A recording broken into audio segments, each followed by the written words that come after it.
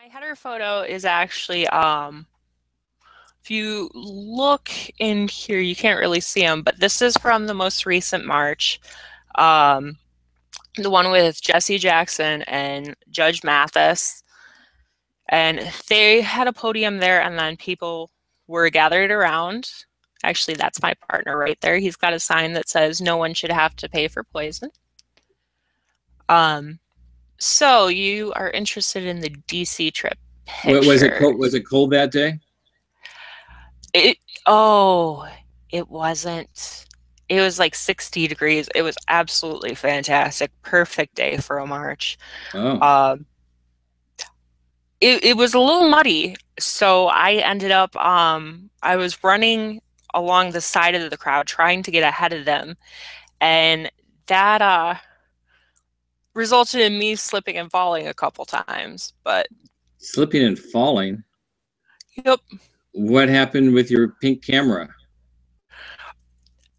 that's I it was fine. I kind of it's my baby, so like I automatically when I slip, like my right hand goes out to catch myself, and then my left hand tends to go and basically shove it up against my chest, so it's got padding. But yeah, I was shocked I didn't even have to clean the camera lens afterwards. But all right, so here's some of the pictures we've got from DC. This is a woman named Gladys. She is holding up a chunk of hair, or two chunks of hair. This is all hair that she's lost. And I really feel her on this because I've lost about a third of my hair myself.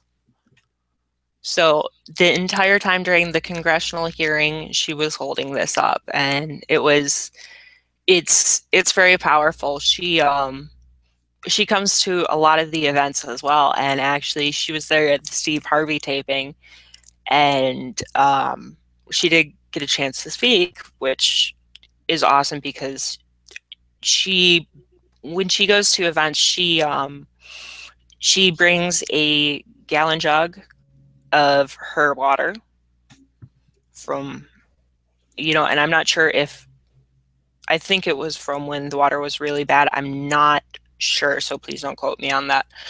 But she also brings her hair so that people can actually see this is what I had to drink and this is what it's done to me. And I mean, that's just incredibly powerful. So let's see what else we have. So this is when we just gotten off the bus, No, and now you we're just fine. got off the bus. You were sitting on the bus. You were on the bus for what, 13 plus hours, Yeah, we and you're left stuck at and you're stuck in Washington, D.C. rush hour traffic, and the hearing has already begun, and you guys are sitting in the bus. How was that feeling for you? well, it was a lot better once we had the hearing broadcasting over the radio. When the head of the committee announced that they were going to be sending the U.S. Marshals after Darnell early, I mean, the entire bus just bust into cheers and laughter, and like it put us in a really good mood. So it got everybody really pumped up and ready for the hearing. And like we'd just gotten there, or we'd stopped ahead of time, so everybody's like, oh, okay, cool, so time to primp a little bit. But just once the hearing was on, it was, man, they didn't hold back. They really didn't hold back. They were just tearing people to shreds. Did you get in the room, or did you have to go to I an overflow did. room? You did. I I did, and let me see. I don't believe I have those pictures uploaded yet. This is actually when we are outside the room. Um, I did call ahead and see if I could have my camera, and I wasn't able to, unfortunately. So I did have to make up with some, architecture pictures. This is one of the libraries in there. Let's see. Do I have goodies? We got shuffled around a lot, so that part sucked. Um, Actually, this is Zach Clark. He was another photographer on the trip, and he's got some amazing shots as well. So this is pre press hearing. This is after we get everybody in there. And I've got a gap in there apparently from my phone actually working. But then this was afterwards, which was really cool because unfortunately, we were delayed in coming back because of DOT regulations saying that the bus driver needed 8 hours off, I believe. So we ended up getting pizza. So, but yeah, I need to upload those and then little stroll around. I have to have my weather pictures. So, yep, that was that. And then see if I've got other good ones. All right, so we've got the rally pictures, the most recent ones, state of the state, recall hearing, budget protest. Pick one. Pick one. Yeah, you're the host. Let's see. How many cover photos do you have? I just have the one up. You just have the one. Unfortunately. Yeah, like I've got a stock photo for my profile picture. It is still a relatively new page. Well, let's go with the recall Snyder hearing. Excellent choice. So, with these. So we went at, this is Megan. Unfortunately, I can't remember her name, but Megan's a hoot. And so she actually went ahead and like had all sorts of bottles on her and whatnot. This gentleman, we got some canned water and it didn't go over very well because it didn't taste very good, apparently. So he was holding that up as an example of, you know, some of the stuff that we had to deal with. This is Tanya. She was holding up a baby bottle full of water from her tap. So that's an idea of the crowd we had outside. Some of the signs. That's Arthur. And this, I feel, this is probably one of my favorite photographs from the shoot. Because it's got weather in the background. Well, not just that. Really? Yeah, I'm actually a severe weather photographer, so I prefer it when it's a little more stormy out. Like right now, it's actually snowing up a storm. It is a snowstorm. So more protesting outside the building. And then these pictures always hit me hard. You know, when you got the kids holding up the signs, a lot of people do bring their kids with them to protest, which I think is kind of amazing because, you know, then you've got a whole new generation that's becoming civically involved from a very young age. But at the same time, it's really sad at times because when you've got, let's see, where is it?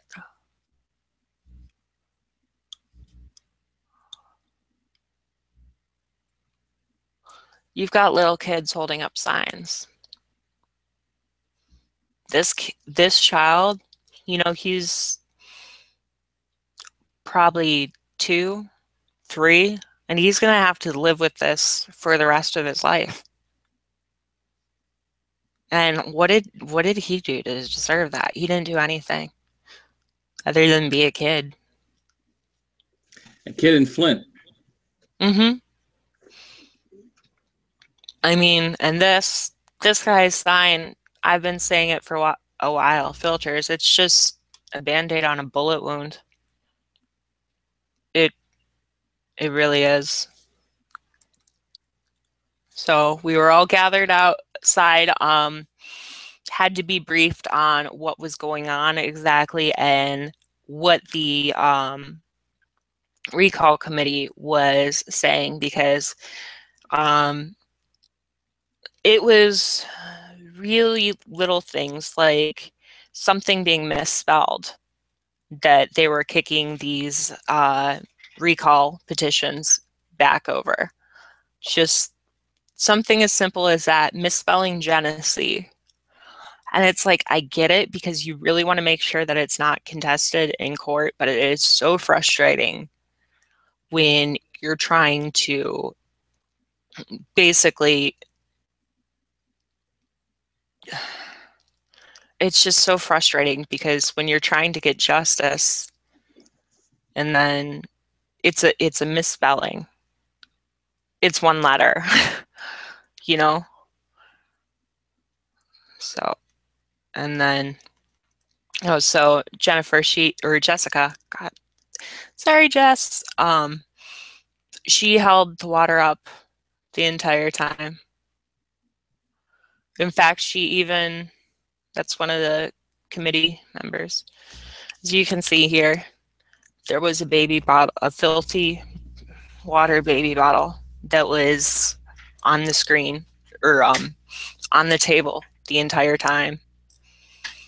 And it was so frustrating for us, but it was frustrating for the committee too, because like one of the petitions at this hearing, there were 4 people there. 2 voted yes, 2 voted no. And it was, it had to be a bipartisan effort, of course. And the Republicans voted no, the Democrats voted yes on the panel. So it's like, it was so frustrating because we were so close yet so far. This is I believe this is one of the petitioners. But we were allowed to speak in regards to the petitions. So a lot of the people that you see seated at the table, they are speaking and basically giving testimonies about why they think the petitions should be accepted. So there's Megan getting sworn in again. And Tanya. And that would be the end of that one. So they rejected all of the petitions at this point, didn't they? Actually, no, there was one that had been approved. And that's the Reverend Bullock petition. Well, the Reverend Bullock. I don't believe so, because this is the hearing that was earlier in February. I know that Reverend Bullock, wasn't his just recently accepted on Monday? Yes. Okay. Yeah, so this is the hearing before that. I see. We didn't have anything put together to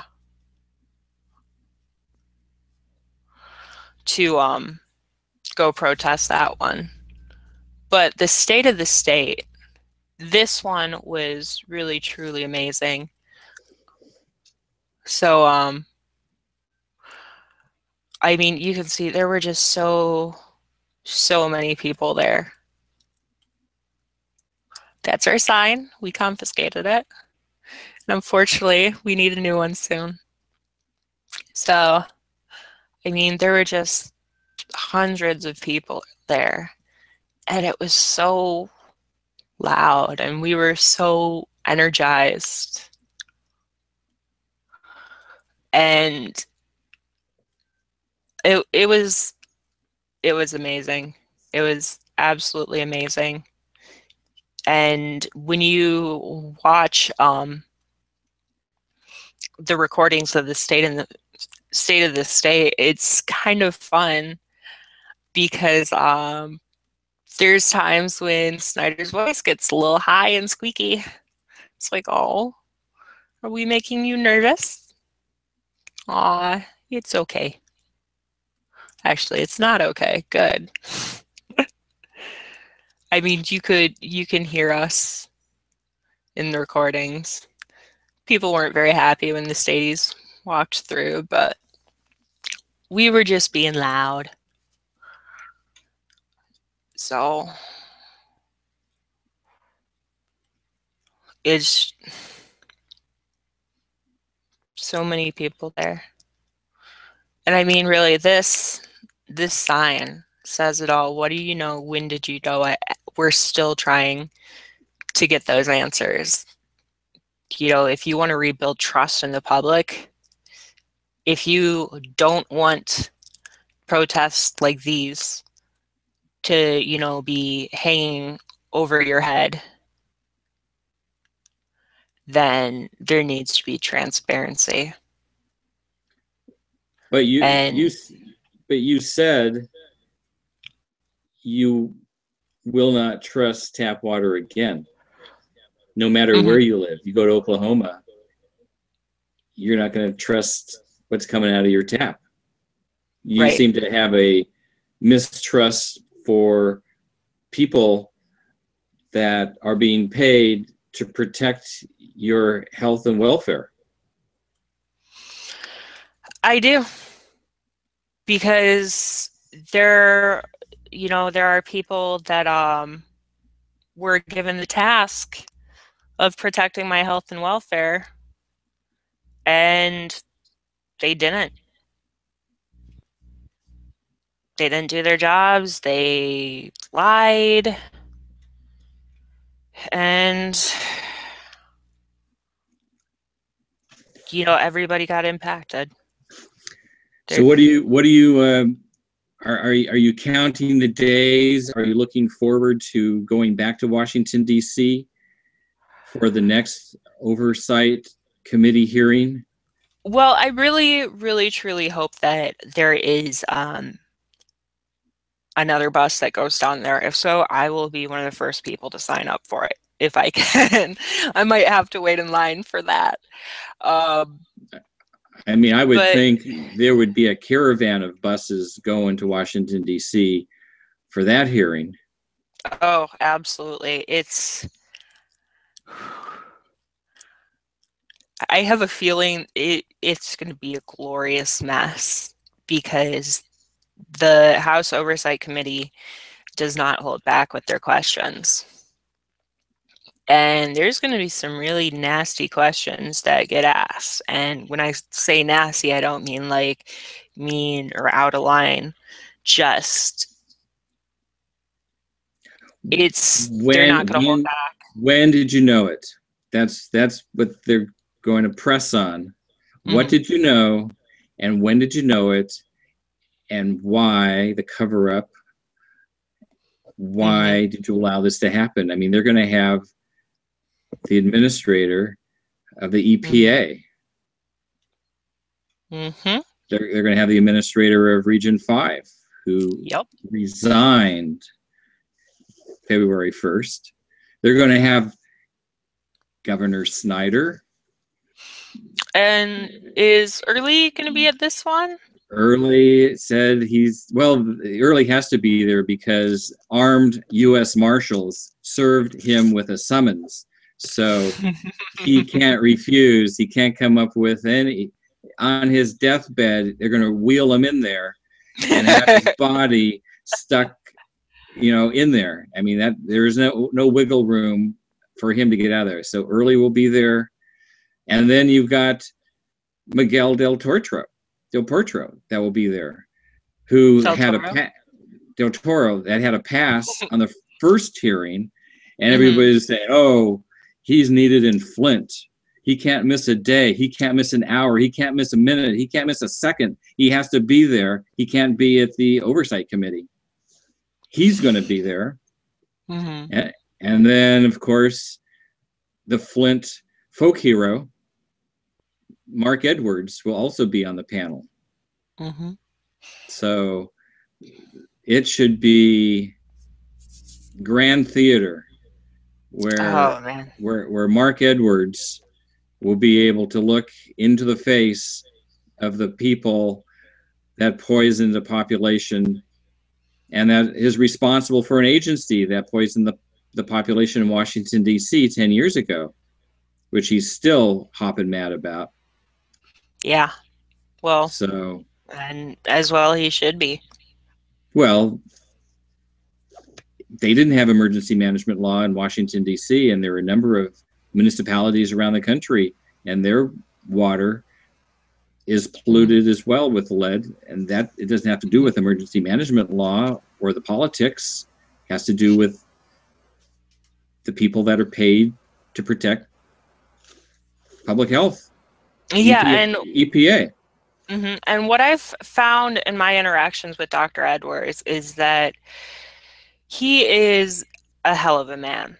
He really is. And he is good people through and through. And I would have no doubt that I'd have with people in DC and that he's still keeping an eye on it, because stuff like this impacted him. You know, I do have a sound recording of the September 15th town hall meeting with him. And he didn't get as choked up as Kurt Guyette, but you could still hear it in his voice, and he was angry. And I mean, think about it from this perspective. The man's a genius. He pays attention to stuff like this, and it's really got to be hard to see it happen again. It's like, didn't you guys learn? So no, I think it is. He knew it was going to happen again. He knew it was inevitable. He knew that he would be getting a call at some point that said, "We have lead in our water. Can you help us?" Yeah. And so the call came. He knew it was coming. He didn't know when. He just knew it was going to come. Yeah. And that didn't know when, didn't know where. And that call was Leanne Walters. You know, she got in touch with him via Miguel. And he dropped everything. He dropped everything. I've done interviews with the students that were in the van that went with him to Flint on several occasions. And they said that he worked like a dog, 20 hours he worked on this. He was hands-on every single step of the way. Absolutely. Working right along with volunteers, with 16-year-olds, 19-year-olds, 20-year-olds. He was doing everything. Just a remarkable group of people that came in to help us. He was in shorts and sandals, then he got in a tie and button-down shoes. He did everything possible. And then when the results came in, he didn't mince words. No, he didn't. And thank God, because I mean, how you can't just sugarcoat something like, oh, hey, guess what? Your water's poisoned. You can't. There needs to be that awakening, and it's harsh and it feels like a slap in the face, but hate to say this, but it's kind of for your own good. I mean, I don't want to think about where we would be if it weren't for Dr. Mark Edwards or for Kurt Guyette of the ACLU. I don't want to think about it. Or Dr. Mona Hanna-Attisha, because nobody seemed to listen to any of these other people until she came out with her independent studies. But it really did take the village. It took everybody working, in tandem for this to happen. It wasn't just one component over another. It was the village. And this is going to sound terrible, but it's like as soon as Dr. Mona came out with her first study, like it was a wave of relief. It's like, oh, thank God. You know, there's a study and it's it's kids. They can't ignore it because it's kids. It's and they still tried to. They tried to discredit her. And it's it yeah. I mean, it just leaves me speechless at times, the amount of effort that was put into covering it up. It's like they were talking back in August about recommending water filters for aesthetic reasons. We haven't And talked about your story. yeah. So, uh, my experiences with Flint Water. I moved to Flint in 2009 and I stay with my dad, who is an amazing man. Um, so what happened was when we made the switch to Detroit water, right away it started tasting funny, looking funny. Ours was mostly clear, but it smelled weird and it tasted weird. So what I did is I relied on bad boys like these standard flavor packets. Personally, my favorite was strawberry lemonade. Uh, it let me get the water down. And then I also drank a lot of tea, which now looking back on it, it's like, oh, great. Concentrated, tasty, concentrated lead. So it got to a point where it just tasted so bad that I almost threw up.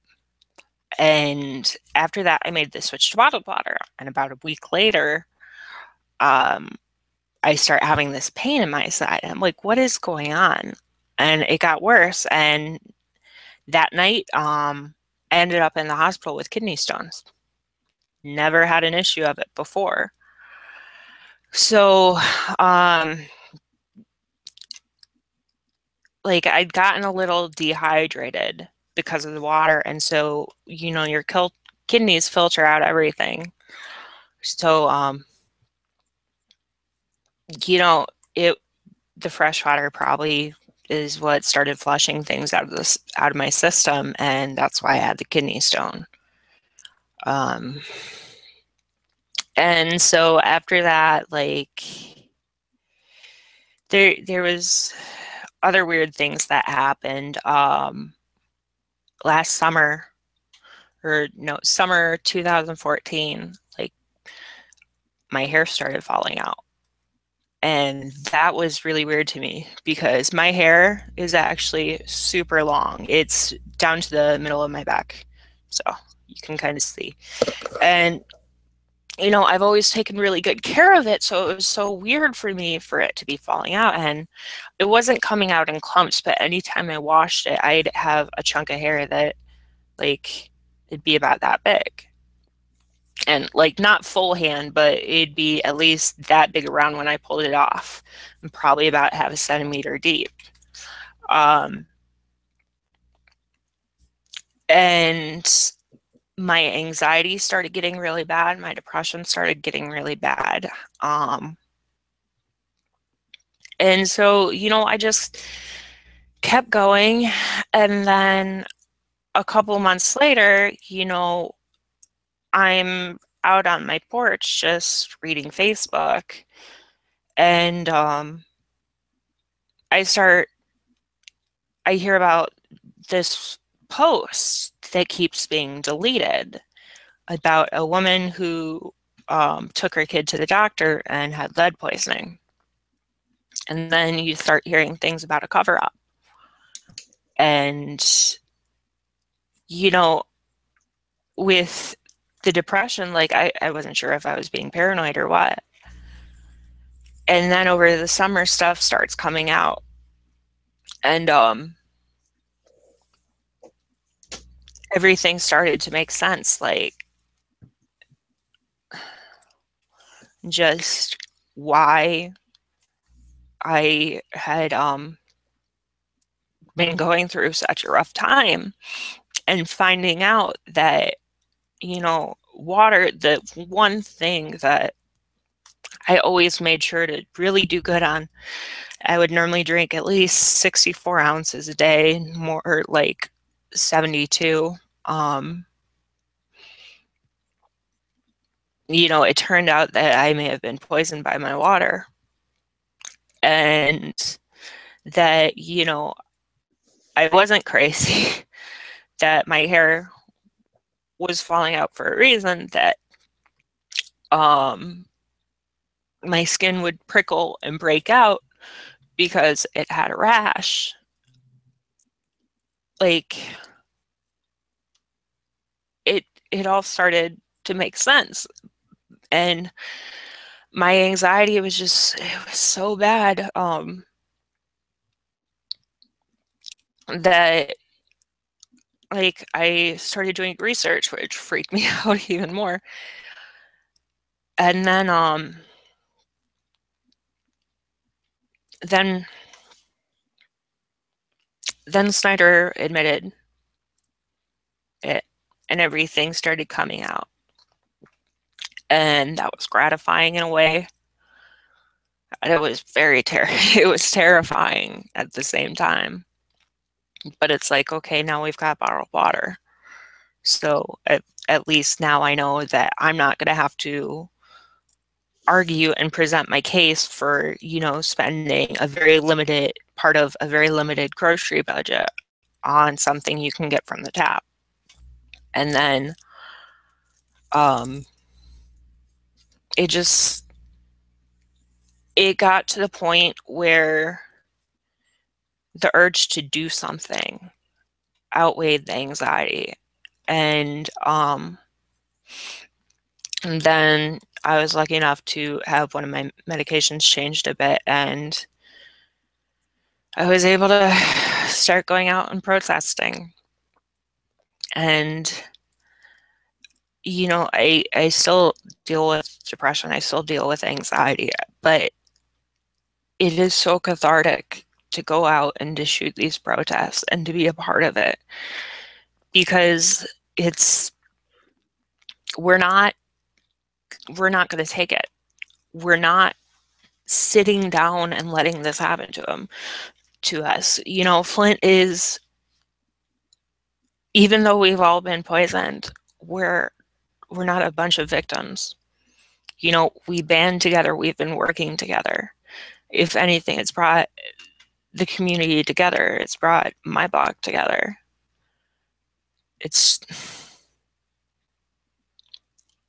But it's still not fair. I mean, I wash my hair every other week. I go out of town to do it. I work from home, which is a blessing because it means that I can go, 3-4 days between baths. And even those get shorter and shorter. No soak baths anymore. Unless I'm out of town. Just,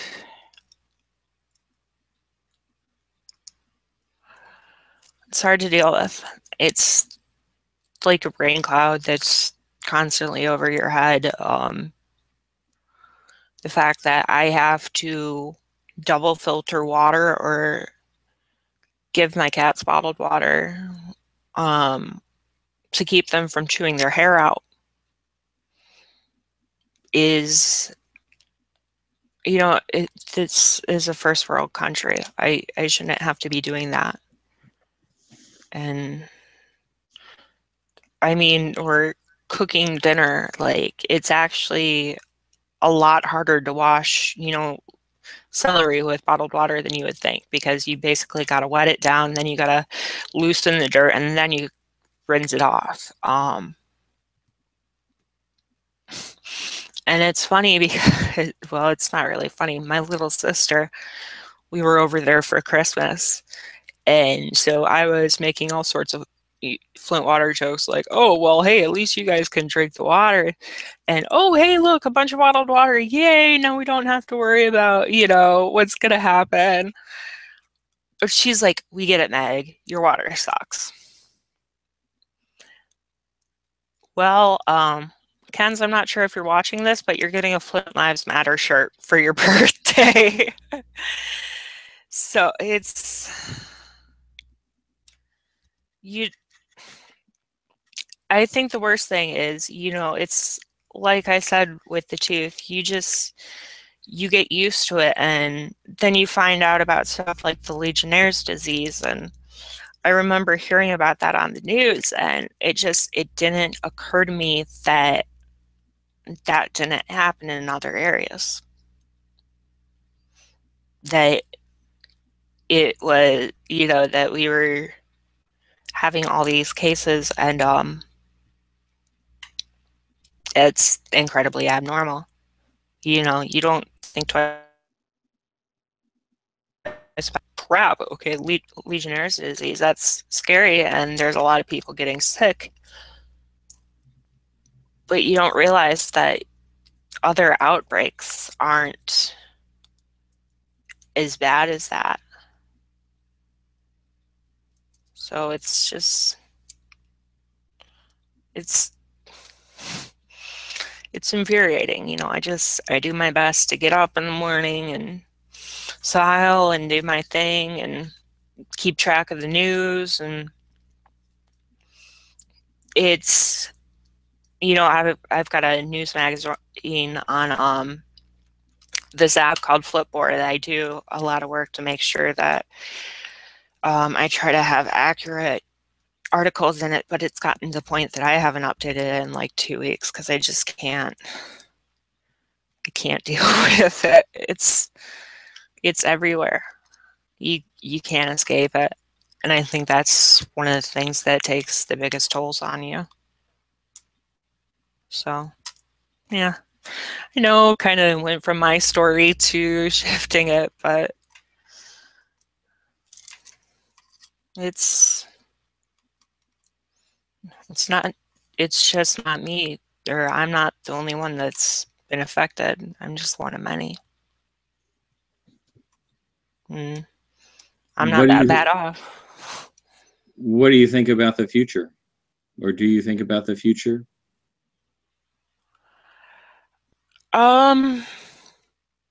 I try to stay as optimistic as possible. It's, I believe there's 11 bills pending in the Michigan legislature right now that will make what happened, it will criminalize it. So it makes me really hopeful to the future to know that the issue in Flint has actually shown, it's been shining a spotlight on infrastructure problems. So I am a bit more optimistic in that, I know that things will start to change, not just in Flint, but across the country. But at the same time, we have an aging infrastructure, so it's hard to not be a little pessimistic and go, okay, yeah, only a matter of time before this happens again. How about your future? It's really scary sometimes. I don't know if I should have kids. And, not just because of mental health issues, but because of the multi-generational effect of lead. But the really scary thing to me is not sometimes I'm scared that I'm not smart enough to handle meteorology school anymore. That I might have lost IQ points and that I won't be able to hack it. And when you found your calling in life, I think that's one of the hardest things to deal with, to be working towards something and dedicate so much time I mean, that's how I got the carpal tunnel. My homework hurt me. I literally have had so much of a physical toll on my own body just to get to this point in my program, and I'm absolutely petrified that, that I won't be able to handle it. Excuse me. And it's I don't know how to I don't really know how to, go back to being able to trust, you know, government at points because of this happening. It's what did you know? When did you know it? We just want an answer. Can't really get one. And I mean, it's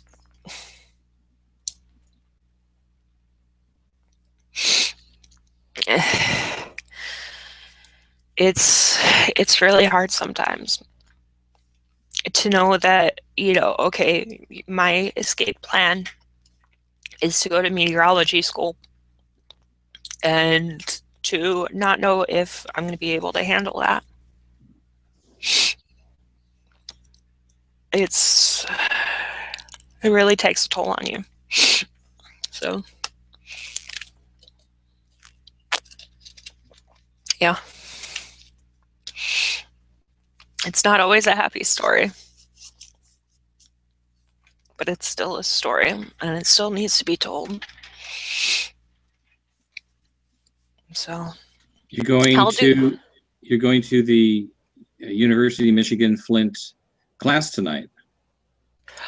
I was planning on it. However, we are currently under a winter storm warning, and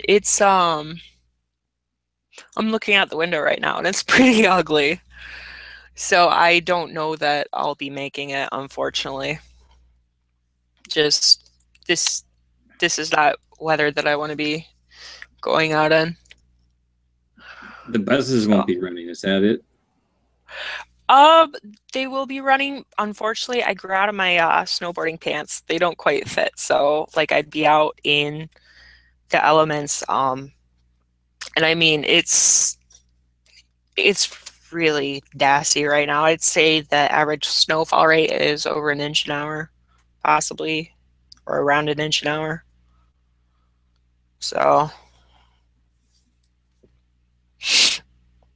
yeah, just the bad thing about protests is they like because you're outside, it tends to wear your immune system down a little bit, and that's one thing that I have to be very careful about. Um, I tend to get sick really easily, and I've got another protest this week, so it's rather than go out in the snowstorm, I'll probably end up just catching up on the live stream afterwards. So I do apologize to you, Jack. I know that you'd asked me to pass along the question, but it's ugly out here, just weather-wise. That's okay. Mike can always send questions electronically. I'm sorry that you're not going to be able to make it, and that the weather is so daunting. It's a big snowstorm, isn't it? Yeah, it's I've got radar up right now. We are projected to get 9 to 11 inches, I believe, at the latest count. So that'll be between tonight and tomorrow morning. It started just before 9 a.m. and it's It's a winter wonderland outside right now. Um, Here, I'll pull up the latest alert. Unfortunately, I don't have my snowboard out. Otherwise, I'd be able to run and get a measurement for you real quick. But yeah. Oh, this is all mixed too. So let's see. Warnings. Yep. Still under a warning. But oh, you got me all emotional. Most stiffly. I only have napkins too. Even more fun. But yeah, actually. Is there anything else you'd like to talk about before we end this session? No, not really. Other than thank you for having me. It was nice to have a chance to tell my story. And I appreciate that. You always bring up really good topics of conversation. So it's kind of fun to go from viewer to so yeah. We How lost about you. you? We lost you there at the end. It froze. I think your Wi-Fi is Oh, having okay. some issues. You That said would it was probably you said it was fun to go from viewer yeah, to interviewee.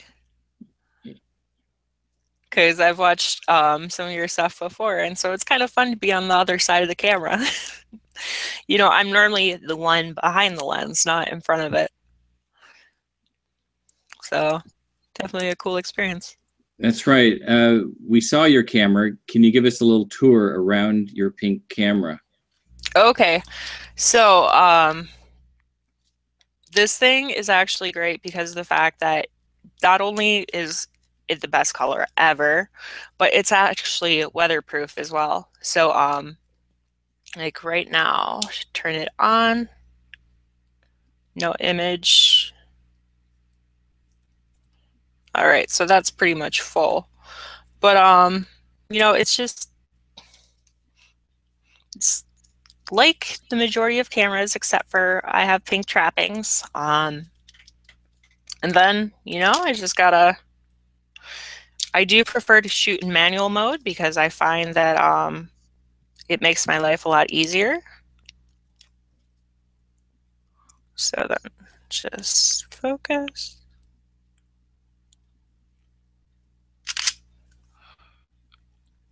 All right, and there you are. There you Oops. are. Okay, so you can post that up on your Facebook page. Mm-hmm. Yeah, get another one. I posted on yours.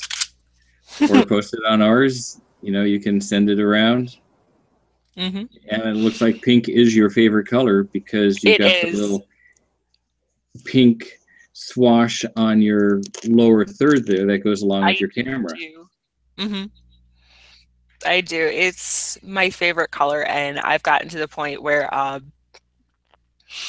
it's almost a joke because it's like, okay, let's see how obnoxious we can get with this. So, I do have to say though, if you're looking for pens or pencils to not be stolen, get pink ones because they tend to get returned. Well, at least if you loan them to guys.